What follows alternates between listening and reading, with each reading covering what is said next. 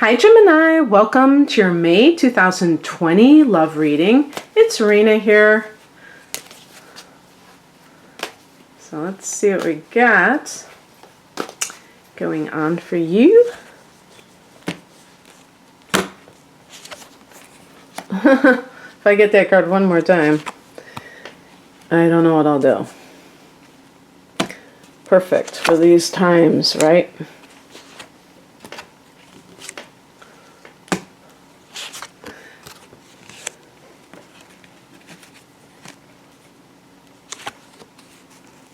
Pick an additional card. Let's cut that card. Let's see. Okay. Let's put this here. Okay. This reading is intended for people who are single or who are in relationships that are not working out. And if they're not working out, I'm not saying that it's doomed. I'm just saying that this is not for people who are in happy relationships. The heart of the matter is the Hermit card. And this is a card that is connected to the sign of Virgo. So maybe it's talking about a specific person that you're interested in or that you're currently involved in. This can also be indicative to me, or at least this is how I interpret it, of somebody who is separated from their spouse or their partner in order to clear their head, do some soul searching, trying to decide whether or not they want to stay in the relationship. Even if you currently live with somebody, you may be kind of living your own life within that household. And perhaps for financial reasons or because you have children, you're kind of living together but living alone. But if you are single, this can even indicate that you have purposely kept yourself from relationships. Whether it was a bad one, whether it's just, well, I was going to say a bad one for you might be simply that somebody tried to encroach upon your freedom, which is very important to you. And it's a mistake to think that every person is going to do that. That is kind of what I would say. But it's understandable when people overgeneralize because they may come across it quite often and think that this is just how it is, and it's not.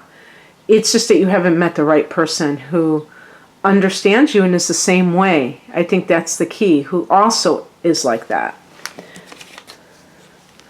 In the past position, we have the Eight of Pentacles. This can also indicate that you've been focusing on your career and training and, amassing wealth, if that's what you've been doing. But you've been very busy, consumed with whatever your work is. And that also leaves you little time for anything else. So it's kind of like going to work and coming home and just chilling and wash, rinse, repeat. And maybe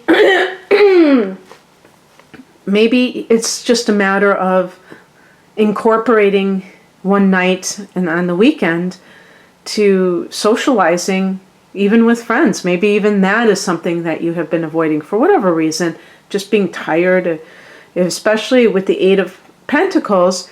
Maybe you're working overtime. Maybe you're doing something that is very, time consuming, all consuming, and it's just as simple as that. It's not really that deep.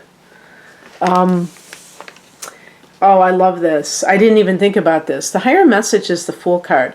Now, this is what I think. As soon as I saw that it was that card in that position, I want to tell you something, Gemini, and I want you to listen to me. Next month, in May, I just exposed the fact that I'm recording this in April. In May 5th, the North Node is going to enter Gemini, 29 degrees of Gemini. This is a new time for you for the next 18 months. The eclipses will also be activated. They're connected to the nodal transits. So for somebody with the sun in Gemini, it's very important that you learn the lessons of the past when it comes to relationships, because the South Node will be in that 7th house, and it may present you with relationships or potential relationships that are very safe, because you feel like they feel very familiar to you. They may be with people that you have tangled with in the past, maybe past lives, because it's it's your karmic past. So you may get these kinds of temptations, but really what this time is about is looking at where you are going personally. So it's not to say that relationships in general should just be shunned. I'm not saying that at all. What I'm saying is that it's good to be mindful of how relationships have limited you in the past, or what other kind of things have occurred, because this is a time to really honor yourself. But it's more than that. It's things coming into your reality that will change you, that will shift you, that will give you certain events that destiny has ordained. I'm a big believer in free will. This is a form of free will, though, because if your soul plots out important times of your life before you're born, and I think that does happen. I'm not saying that everything is predetermined. Excuse me. But I do think that certain people that we meet, certain situations that we experience are, in general, timed before we're born by us. So it's still free will.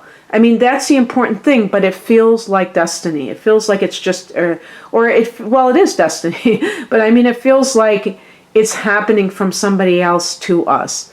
And I don't believe that's true, but I do believe that we are given these kind of pivotal times in our life. And we can choose whether or not we deal with this in a manner that is graceful, that where we embrace these inevitable changes, and that we go with the flow. And I think that if anybody can go with the flow, it's you, Gemini. But that's how I see with the Fool, because the Fool is 0, and that's the 0 point. That is kind of the womb of creation. And so it's really about creating your reality. And even with that Cancer, oh yeah, that's right. Oh no, well, Cancer is actually the sign after you, so that would not be, that would be your 2nd house. But that could be part of your 1st house, because unless you're born at 0 degrees of Gemini, you will likely have that solar eclipse that's at 0 degrees of Cancer in that 1st house. If I'm now, I might be wrong about that. I'm not good at spatial stuff. I kind of, I think that's pretty accurate. Who knows? But anyway, I think it's going to be in your 1st house, and that's going to be, even though it's in Cancer, it could press the reset button big time. But it's at 0 degrees of Cancer, you're in Gemini. Yeah, it could be in your 1st house. It could easily be. But so just keep that in mind. So that could be a timing card as well. But just in general, that the Fool is about embarking on a new leg of their journey of life, and just not having any kind of preconceived notions of where you want to be. So all of this stuff about relationships may be almost kind of secondary for some of you.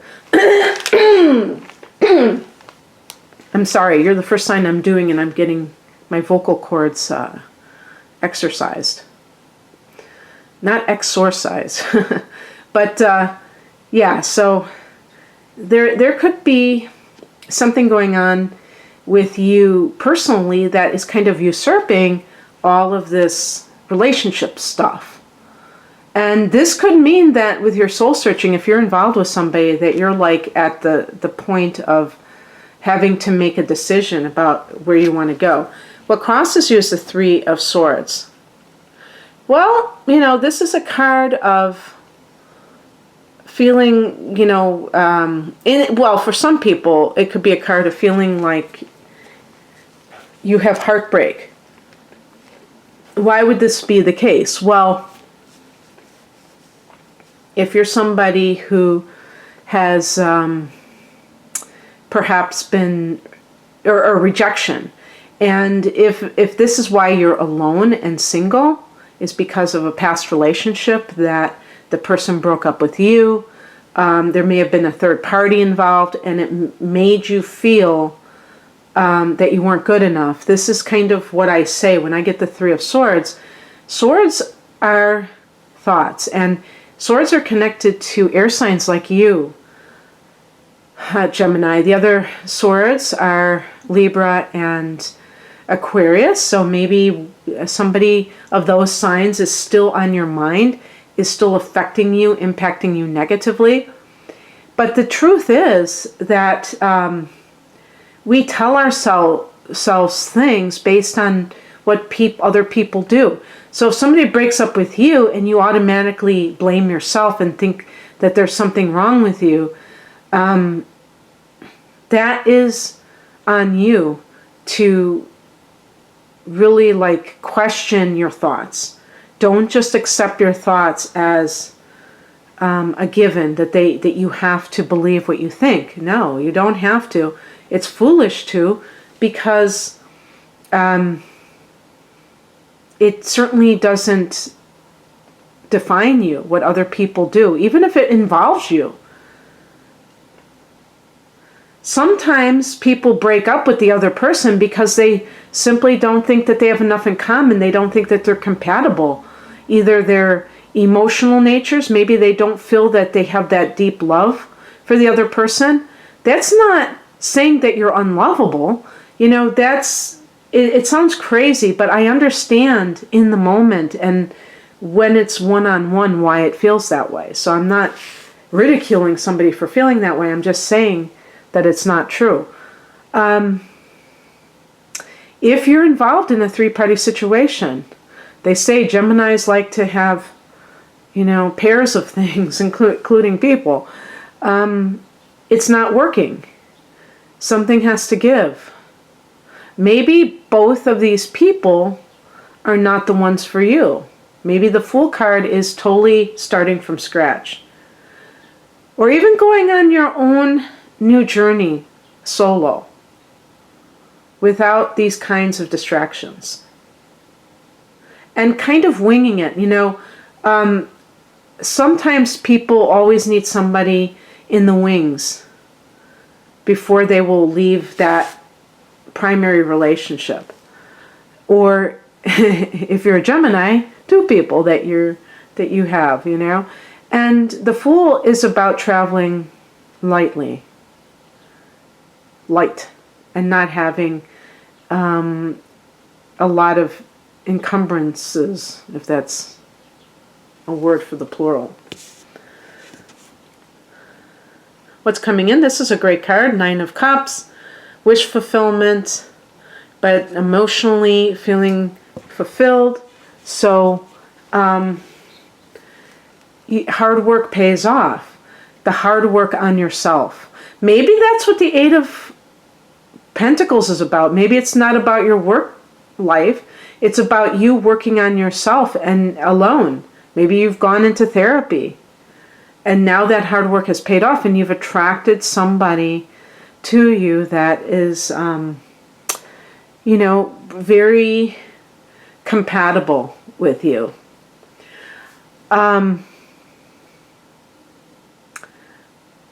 Nine of Cups is a card of getting what you want. So, do you want a Virgo person? Is that who you've had your eye on Gemini, you certainly have things in common, including both being ruled by Mercury. So you might have met at a lecture or, something like that, or in college, and you have intellectual rapport. The outcome, I picked an additional card because the outcome is the Seven of Wands. This is a card that shows a defensive posture. I have a deck that some of you, it's kind of got a gothic influence. Some of you who watch my videos might know. It's called, I can't think of the name of it. Is it called The World Unknown? Oh gosh, that's embarrassing. I can't even think of the name of it. But it's got pen and ink drawings. And I like their depiction of I think it's called the Unknown Tarot. But I like their Wild Unknown. There you go. Their pen and ink drawings are beautiful. And, well, some of them are kind of creepy. But I like their depiction of the Seven of Wands. It's like the eternal flame. It's like this candle flame. And I prefer, in this context, to kind of go with that connotation than this, because this is a defensive posture. This is kind of like standing up for yourself. Now, maybe this is something that you need to do if you are currently involved in a relationship. But if you're single, if this is anything to have to do with you defending yourself, I would say defending your right to sovereignty, to freedom. Do not allow anyone to get away with comments, maybe trying to say it under the breath, that have anything to do with your love life, for instance, where you're 30 and they're saying, oh dear, are you going to, have children? Or don't you want children? Don't you want a mate? Or 40, God forbid 40, because then they're really going to come after you. So yes, in the outer sense, defend your right, because remember, when the North Node goes into your sign, it's all about you. Not narcissism, not celebrating narcissism, but celebrating your individuality. This may mean that for the next 18 months, you're going to be focusing even more on yourself. But it can mean as well that you're honoring yourself. Perhaps some of you, and this is going to be the case, not all Geminis are alike.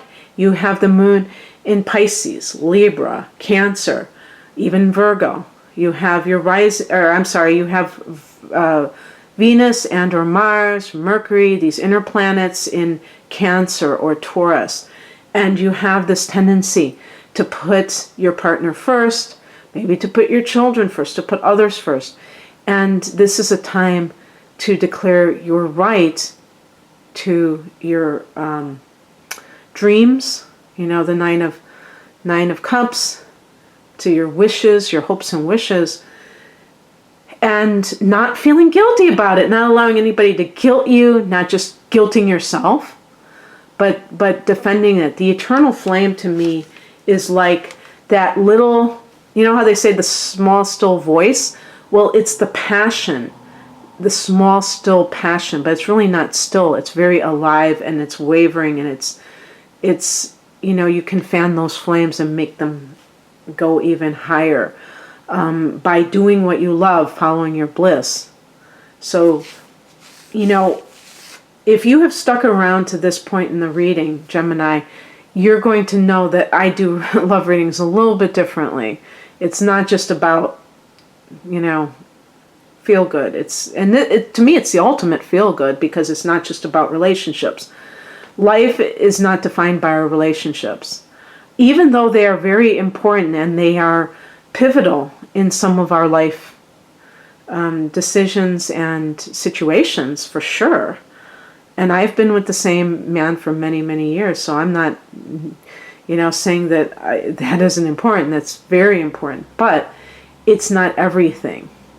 You're still an individual. Even if you are married for 80 years, you're still an individual. And you have to live life that way, as being part of a couple, but also as an individual, and never losing sight of your individuality. And, well, this is the outcome. This is the second card I picked, and this goes along with that. Queen of Wands, supposed to be Sag. I'm thinking it's Leo, but it's definitely fire energy, and Aries is the other fire sign.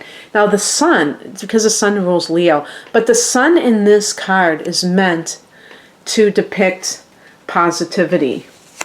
And wands are about the fire element, which is about individuality, autonomy. So with this card, it just goes along with what I'm saying about really embracing that within yourself. It's funny that I'm saying this because usually Geminis are like this as a masculine sign, but there might be somebody out there who needs to hear this. The other thing too with timing in terms of Sagittarius is that there is a lunar eclipse in June 5th, and that will oppose your sign. And that is going to mean that this is your seventh house. So for those of you who have been in a loveless marriage, long-term relationship, or even short-term committed relationship, the lunar eclipse can set you free. Whether it's a spiritual download or maybe even the other person leaves, and then you don't have to be, you don't have to be the bad guy. It's not as messy. It's amazing what can happen sometimes. That things can transpire and you don't even have to lift a finger. The other party cooperates. So the universe, if you want to call it the universe, that it's cooperating with you. Okay, Gemini, that's what I have for you. If you would like a personal reading, my love reading does contain a lot of your astrological information. I do relationship readings too for those who are coupled and looking to dive deeper with their dynamics in their relationships, and natal chart interpretations, yada yada. I'm at rainamoonAstrology.com. The link is below. Take care. Bye.